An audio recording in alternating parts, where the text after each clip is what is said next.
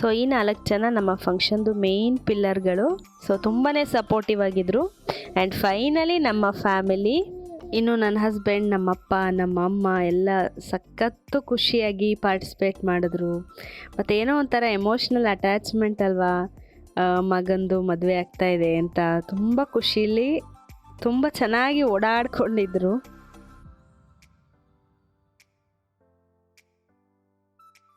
ಇದೊಂದು ಪುಟ್ಟ ವ್ಲಾಗ್ ಬಂಧುಗಳೇ. ಮತ್ತೊಂದು ವ್ಲಾಗ್ ಒಂದಿಗೆ ಭೇಟಿ ಆಗ್ತೀನಿ. ಆರೋಗ್ಯನ ಚೆನ್ನಾಗಿ ನೋಡ್ಕೊಳ್ಳಿ. ಜೈ ಹಿಂದ್, ಜೈ ಕರ್ನಾಟಕ ಮಾತೆ.